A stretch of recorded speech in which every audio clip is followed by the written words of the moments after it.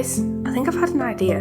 I was sitting eating my lunch and on this wall here, I wanted to put a big wall calendar. So I just went on Amazon to look for a giant like A2 wall calendar, because when I used to work in an office, we used to have every year a massive calendar and you could see your year planned out. I thought, why don't I use the designs for the calendar but create A4 sheets that people can stick up either just singly every week, or they can lay it out like a full year on the walls, like 3, 6, 9, 12. So I'm thinking 3 A4 sheets across there, and it would look like a statement art piece with the designs that I've already got. I've decided I'm gonna do it like right now.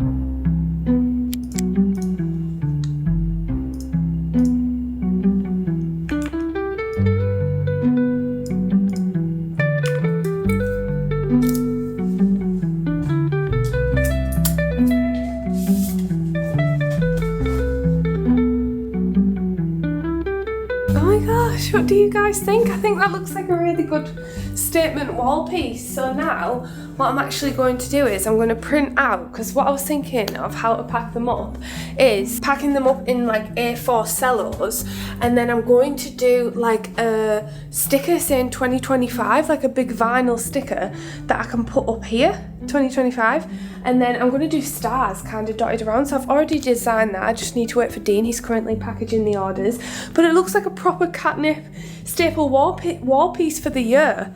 So I think I'm going to make around 50 in total.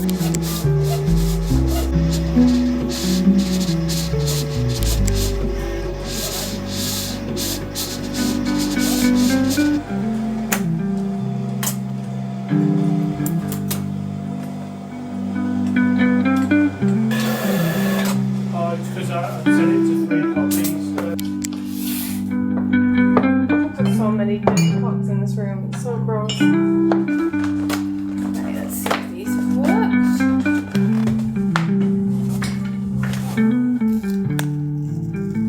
Ooh. Bye! Oh, scary.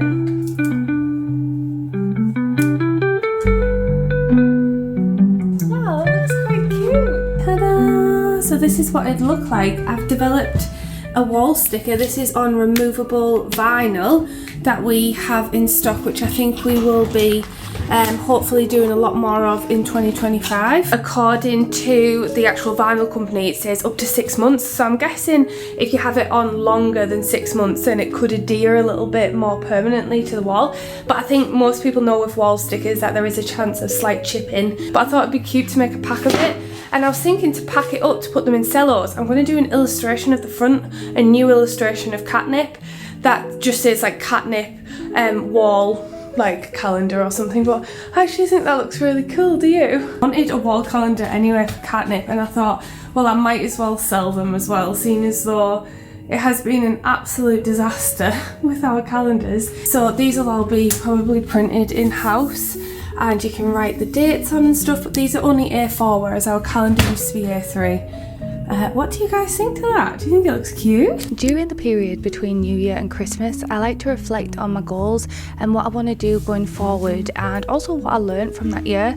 And one thing I have felt lately, if I'm being really honest, is lost and a little bit tired. I mean, I know Christmas, the period in general, is quite knackering anyway, but let's face it, I feel like I've been burning the candles at both ends for a while now, and these last couple of years I have really been kind of exploring and developing personally, while still trying to put out product launches, marketing, running the business, and we've been traveling like crazy, as you guys might have seen, and expanding into a new source of revenue, my personal channel, which has honestly been one of the backbones and lifesavers of Katnipp, especially when we were really struggling back in 2021 and going into 2022. And also I've been really enjoying sharing a little bit more of my personal life, which I used to actually originally have here on Katnipp, and how I find inspiration.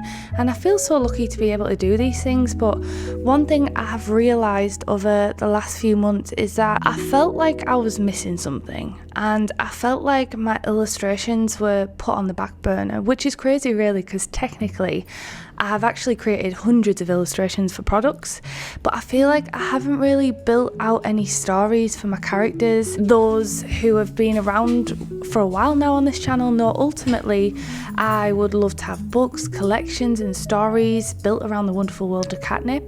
And at the end of the day, Katnipp is actually my dream and my baby, and my travel, as you've seen, also influences my work. But I think I'm ready to slow down a bit and focus and try and find more time to create out of joy and not necessity again. It's actually kind of ironic because I remember in 2017, 2018, I felt like I actually had a lot more time to create work and create illustrations just for the fun of it. I used to get my pen and paper out.